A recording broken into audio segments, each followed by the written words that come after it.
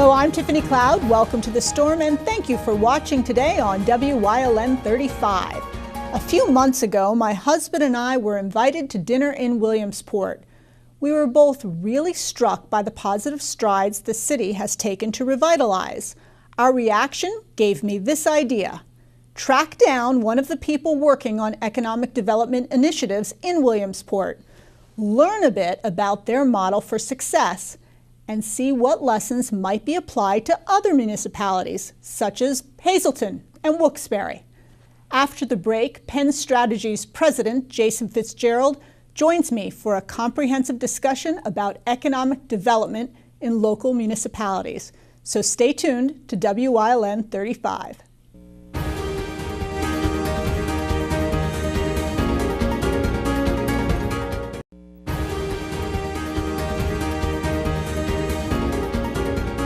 Welcome back to The Storm. I'm so pleased to have a conversation today about economic development.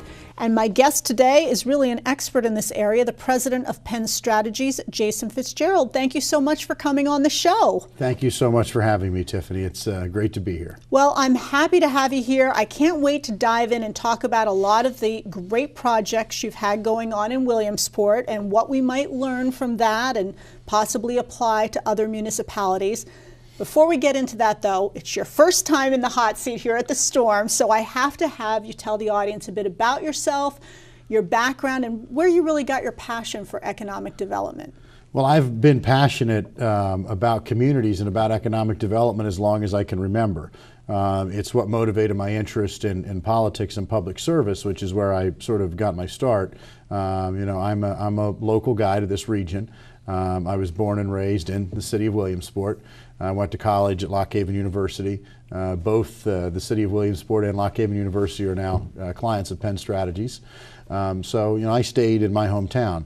Upon graduation, I went to work for my local state representative, Representative Capelli, served as his district director, and then went to work for Congressman Tom Marino's campaign as his press secretary, and then went to work for Moran Industries, and then Mr. Moran invested in and created Penn Strategies and asked me to be the president of it. Okay, and tell us a bit about what Penn Strategies really does. So Penn Strategies is an economic development firm. So we focus on economic development. So folks are often familiar with corporate consulting firms that will go in and tell a corporation or make suggestions to corporate leaders on how to streamline their operations, make them more efficient, and better serve their customers. Mm-hmm. We do that for municipalities. So we go into municipalities, take the experience and the expertise that we've gained, and apply that to municipal government.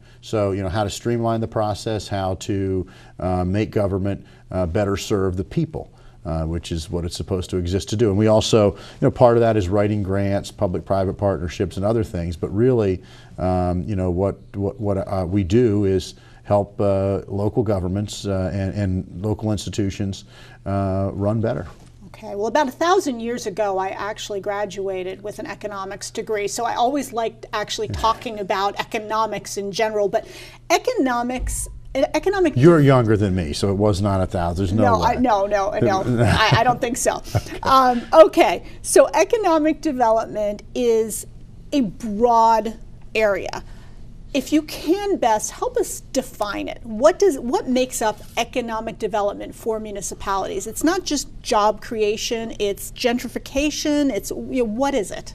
Well, a big part of it is creating jobs for people who live in communities. But there are a number of factors that make communities business friendly. Obviously there has been a lot of talk about state laws and federal laws that make it hard for economies to grow. But unfortunately, we have to work with what the rules and the regulations are. So there certainly are some disadvantages to doing business in Pennsylvania, corporate tax rates and other things. But we have to overcome those. There's nothing that we can do. Right, you bring that up other than because encourage the legislature to make changes, and hopefully they will. But we have to work within the current structure and make the best of it, and do more than make the best of it.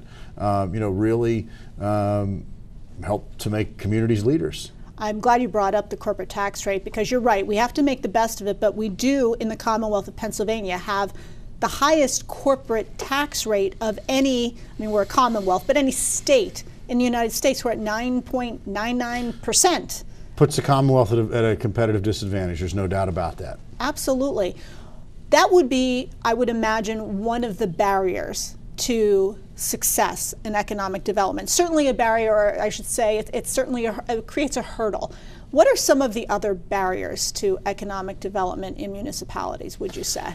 Well, our primary focus is in northeastern Pennsylvania. We've done work throughout the Commonwealth, but this is the area that we're really passionate about. You know, we really want to, and I really want to, make life better for the people that I grew up with. So those are central Pennsylvanians and folks in northeast Pennsylvania. I really believe that the next 20 to 25 years are going to be years that are remembered for a serious rebirth and regrowth in northeastern Pennsylvania. I think we're ideally situated for growth. There is no reason for us not to be leaders. You know, when you look at you know, southeast Pennsylvania, the Lehigh Valley, you know, has experienced lots of growth. You know, why have they experienced growth and we haven't? You know, we are close to New York City. We have, you know, 80, 81. You know, we're very ideally situated from a transportation standpoint. I think that it's pretty simple. I think that northeastern Pennsylvania has suffered from two things. Number one is a lack of self-esteem, a lack of belief in themselves. And the other thing is politics and corruption, and when the two things come together, it's even worse. Large corporations do not want to, serious companies that you know, want to do business in an area don't want to deal with corruption, and they don't want to deal with excessive politics. They want to come into communities where people are willing to work together and serve the best interest of you know, those communities. They want to locate in places that they believe are winning. And you know, Williamsport, you talked about the city of Williamsport. Williamsport's winning again. And you know, one of the biggest frustrations, points of frustration, is when you talk to people and there's a lack of hope. And you know, a low self-esteem about this area. And that's you know, so true, because you just read, I mean, there are so many, you don't have to read articles to know we live here, but there are a lot of articles about how depressed people are in the area, how they do feel hopeless, how they feel there's no opportunities. We see some of our best and brightest, so many of our best and brightest, leaving the area because they don't feel that there are family sustaining jobs here and opportunities for them. The goal is always to want to do better, the next generation to do better than the one that preceded it, and they don't see that as an option. Northeast Pennsylvania, you know, through the coal era, you know, we provided literally the fuel that supported the Industrial Revolution and won 2 world wars. We're winners in this area, and we need to start thinking like that again. You know, we've got to do more than just talk positively. We've got to do things that encourage economic development. One of the biggest things is that there's a national trend that really, for the first time in history, a lot of companies are looking to come to where quality you know, employees are, as opposed to the employees going to where the jobs are. So one of the things that we have to do, and that we can do, is enhance the way of life in municipalities and cities in particular. You know, that means investing in your parks and infrastructure, and also, you know, investing in the kinds of things that the next generation want. You know, we need young people to come into our area. One of the problems is that northeastern Pennsylvania is one of the oldest regions in the country. We need young people to stay here, and we need young people to move here, young people with new ideas that will go and start their own companies. But you've got to have a place that they want to live in. And you know, whether that's, you know, walkable, bikeable communities, those kinds of things, we need to really you know, take a look at how we're doing. There's a lot of opportunity. You know, there are tremendous opportunities that are in front of us. And what we're going to do is, in the next segment, we're going to talk about some of the great things that you've done in Williamsport, what we could possibly learn from that. But the people of Williamsport did. We didn't do it with them. We work with them to encourage them to do it. Yeah. We will talk about that, and we'll talk about what the people of Hazleton and Wilkes-Barre could possibly learn from the people of Williamsport. So with that, we will be right back on The Storm.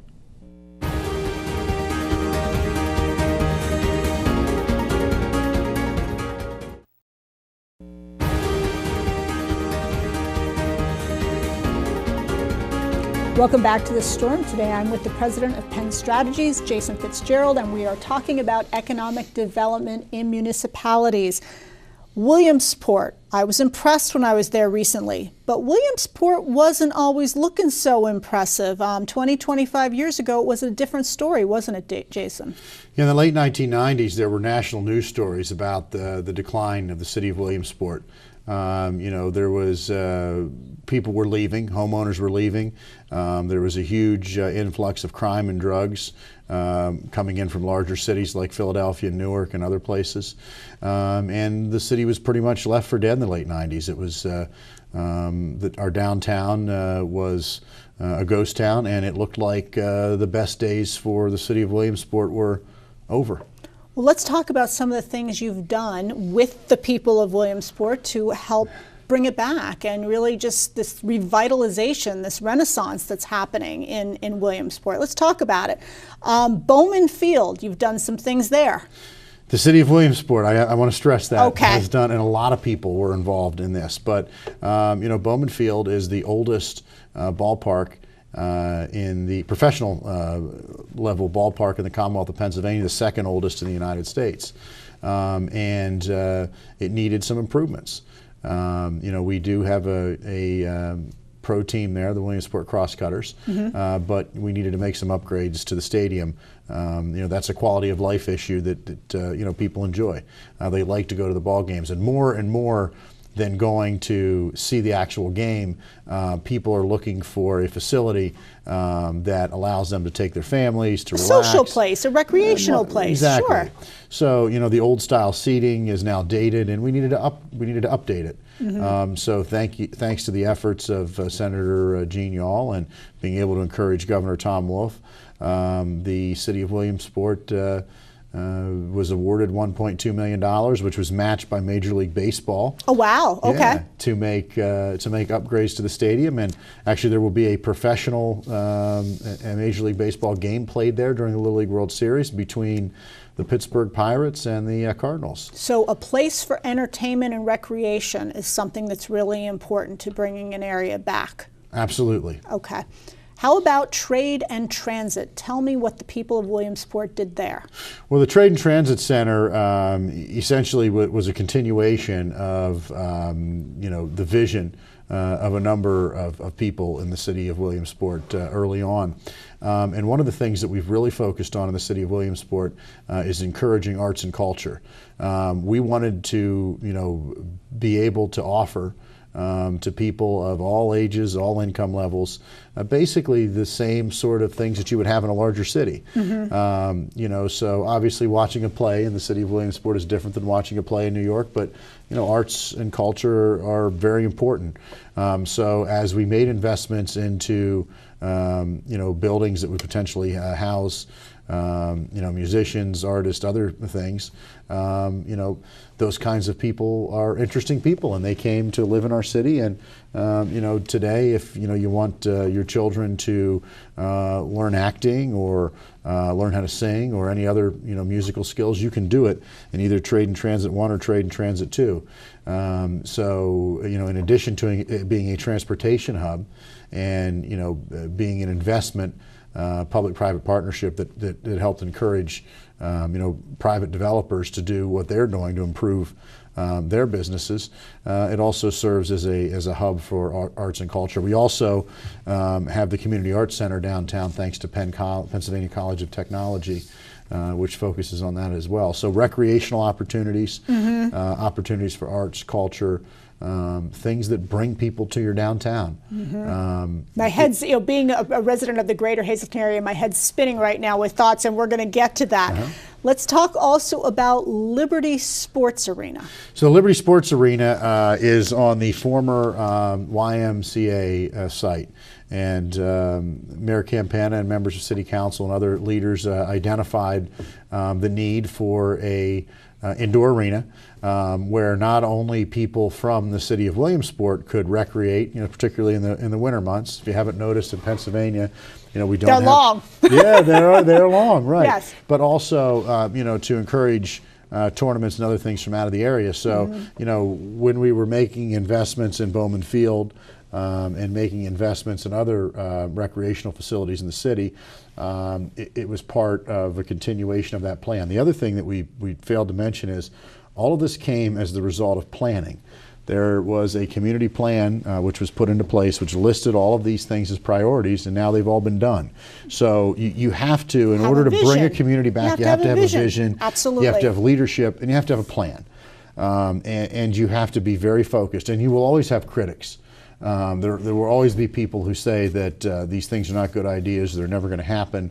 And you just have to have a plan, and you have to have a vision, and you have to have leaders who are committed to getting things done. Fair enough. One of the things that we're seeing across as a nationwide phenomenon is really retail stores being just decimated. Now, in part, online shopping is certainly a factor, the rise in online shopping. We just saw down in this neck of the woods, the Schuylkill Mall is going to be closing.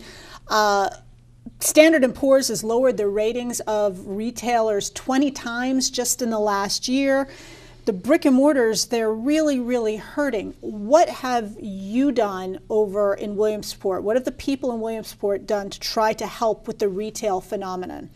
Well, those are all bad things for malls and for mall owners, but it is a great opportunity for growth in downtowns.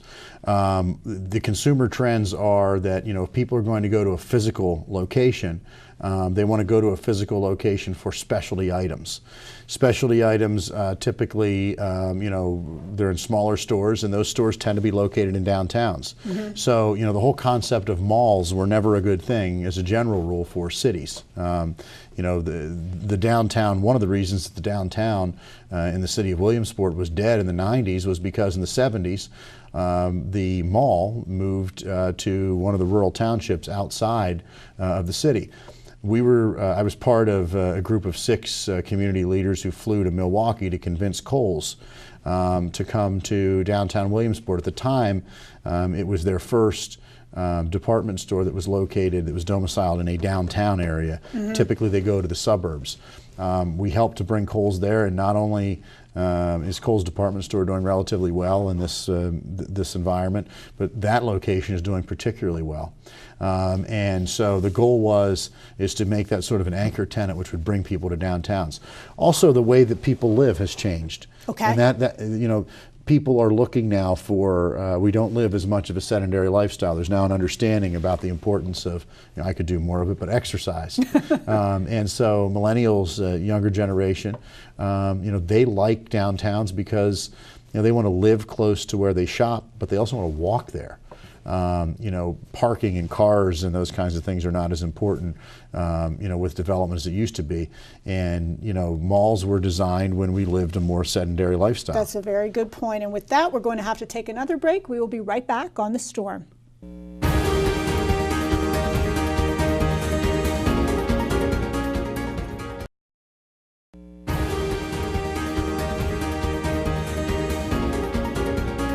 Welcome back to The Storm. I appreciate, Jason, you taking us through sort of a very quick case study of what worked in Williamsport. So overall, what are the lessons that places like Wilkes-Barre, that places like Hazleton, what can we learn? We have small budgets in these places. What can we learn?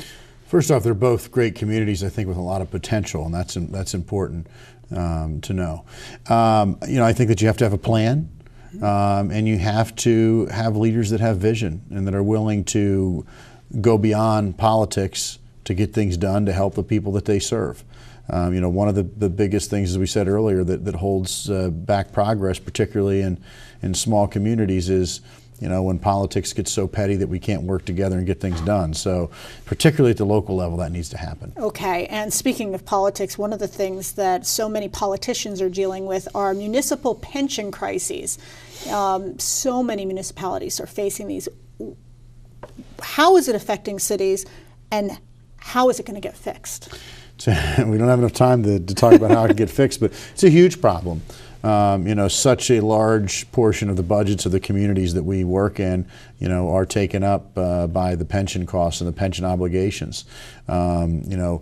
probably going to have to look at new ways of doing things in the future. You know, we're probably going to have to change the definition of what, you know, it means to be a municipal employee or a government employee. You know, we're probably going to have all options on the table, including, you know, looking at the potential of, you know, 401k plans and other things. But no, it is certainly a complicated issue. There are a number of people who have made some recommendations, some of which would work in my mind, some of which would not. Okay. What kind of projects, we have a little over a minute to go, what kind of projects are you looking to tackle going forward? I want to keep helping municipalities. I want to come into, you know, places and sit down and help them come up with the best ideas, and help to, you know, rebuild more communities. That's what our passion is. And you haven't spent too much time here in Hazleton, have you? I have not. Okay, well, we have to change that. We've got to get some meetings for Jason. Okay, okay.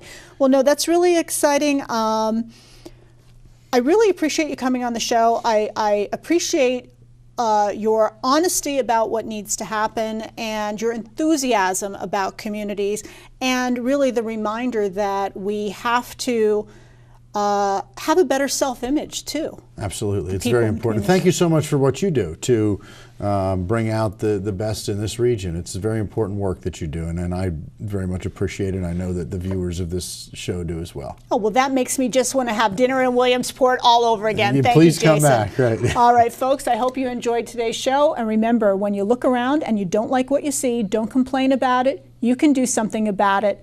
Thank you for watching.